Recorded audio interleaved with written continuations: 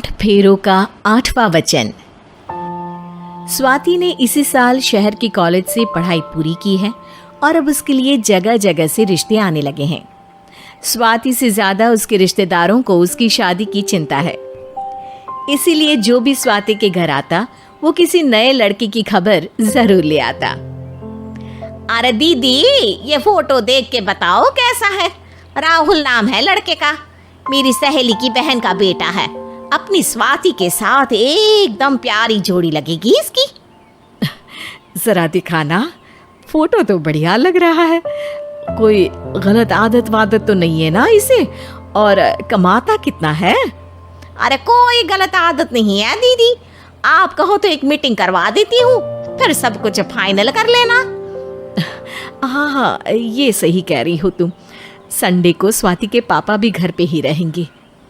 बुआ फिर वहां से चली जाती है और रात को स्वाति की माँ उससे कहती है, स्वाति बेटा, आज कमला बुआ ने एक लड़के की फोटो दिखाई है।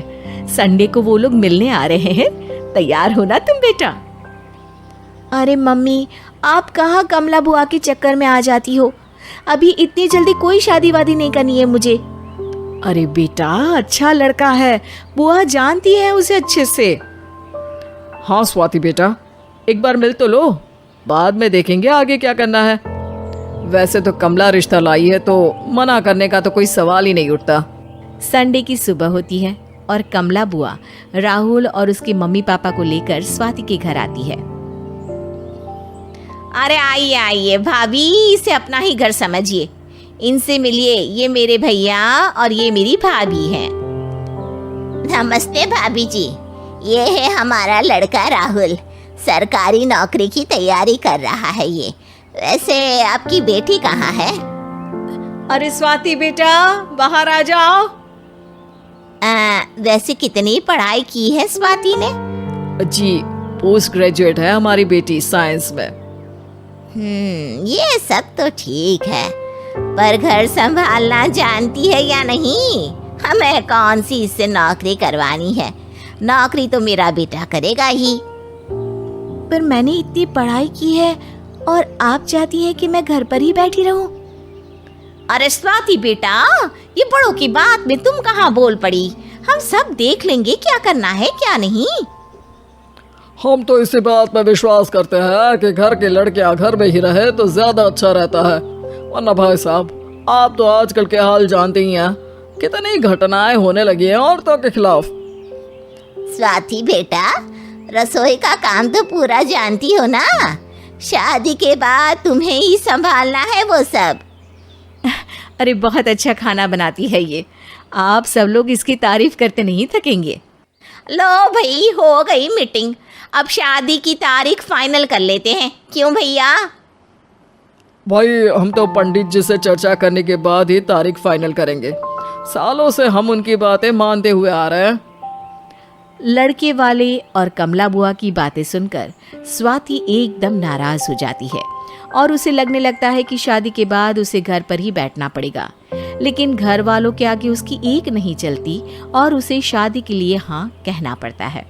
शादी का दिन आ जाता है और सब मंडप में जमा होते हैं। अब फेरों का समय हो गया है, अब कन्या अपने वर से 7 वचन मांगेगी।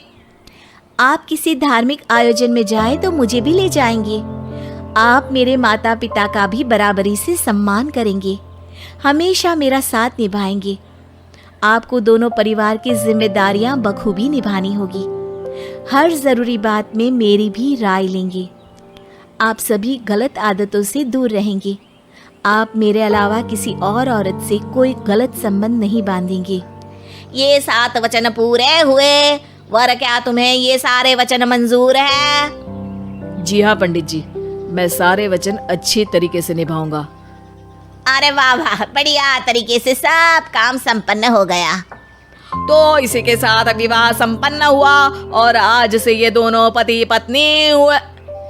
1 मिनट पंडित जी, अभी एक वचन लेना बाकी है। अब कौन सा वचन है बेटा? मैं अब हमेशा के लिए किसी दूसरे घर में जाने वाली हूँ, तो पति के अलावा मैं अपने सास ससुर से भी एक वचन लेना चाहूंगी। अब कहो बेटी। मैं ये चाहती हूँ कि मुझ पर किसी बात की कोई पाबंदी नहीं लगाई जाएगी। मुझे सब कुछ करने की आज़ादी होगी और मैं भी विश्वास दिलाती हूँ कि मैं एक अच्छी बहू बन के दिखाऊंगी। स्वाति की बात सुनकर उसके सास ससुर एकदम चौंक जाते हैं और कुछ बोल नहीं पाते कि उतने में कमला बुआ बोल पड़ती है। अरे बेटा, ये भी कोई कहने की बात है? रानी बन के रहोगी तुम तो। वचन देने से पहले सोच लीजिए, क्योंकि शास्त्रों में वचन ना निभाने वालों के लिए नरक से भी बदतर सजा लिखी है।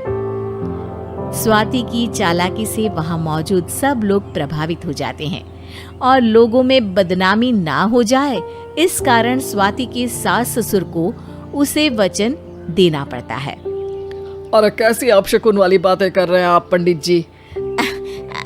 हमें मंजूर है बेटा तुम्हारी शर्त। स्वाति अपनी समझदारी से अपनी बात अपने ससुराल वालों से मनवा लेती है और खुशी खुशी राहुल से शादी कर लेती है। अब से हर शादी में मैं खुद 8 वचन दिलवाऊंगा। ओम मंगलम मंगलम मंगलम।